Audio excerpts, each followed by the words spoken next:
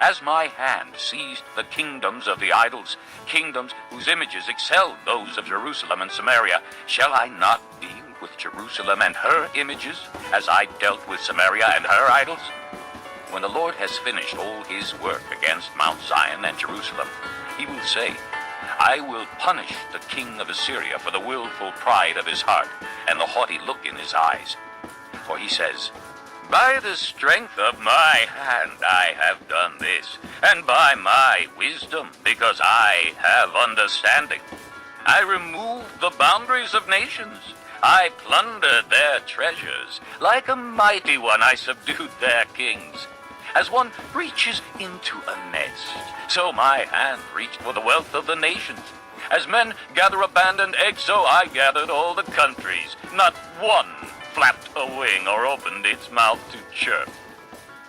Does the axe raise itself above him who swings it, or the saw boast against him who uses it? As if a rod were to wield him who lifts it up, or a club brandish him who is not wood. Therefore the Lord Almighty, will send a wasting disease upon his sturdy warriors. Under his pomp a fire will be kindled like a blazing flame. The light of Israel will become a fire, their Holy One a flame. In a single day it will burn and consume his thorns and his briars. The splendor of his forests and fertile fields it will completely destroy, as when a sick man wastes away. And the remaining trees of his forests will be so few that a child could write them down. In that day, the remnant of Israel, the survivors of the house of Jacob, will no longer rely on him who struck them down, but will truly rely on the Lord, the Holy One of Israel. A remnant will return. A remnant of Jacob will return to the mighty God. Though your people, O Israel, be like the sand by the sea, only a remnant will return. Destruction has been decreed, overwhelming and righteous. The Lord Almighty, will carry out the destruction decreed upon the whole land. Therefore, this is what the Lord Almighty says.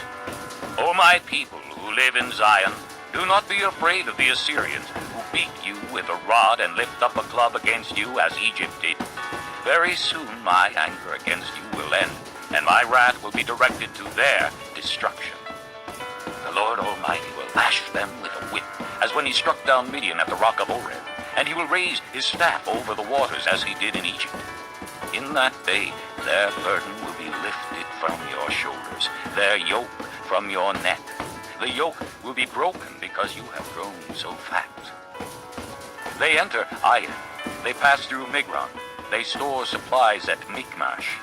They go over the pass and say, we will camp overnight at Geba. Ramah trembles, Gibeah of Saul flees. Cry out, O daughter of Galim. Listen, O Laisha, for Anathoth. Madmannah is in flight. The people of Gebim take cover. This day they will halt at Nob. They will shake their fist at the mount of the daughter of Zion, at the hill of Jerusalem. See the Lord Almighty will lop off the boughs with great power. The lofty trees will be felled, the tall ones will be brought low. He will cut down the forest thickets with an axe. Lebanon will fall before the mighty one. Chapter 10.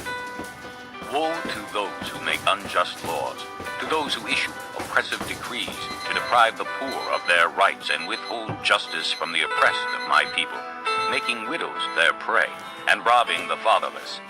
What will you do on the day of reckoning, when disaster comes from afar? To whom will you run for help? Where will you leave your riches? Nothing will remain but to cringe among the captives or fall among the slain. Yet for all this his anger is not turned away, his hand is still upraised. Woe to the Assyrian, the rod of my anger, in whose hand is the club of my wrath. I send him against a godless nation. I dispatch him against the people who anger me, to seize loot and snatch plunder and to trample them down like mud in the streets. But this is not what he intends. This is not what he has in mind.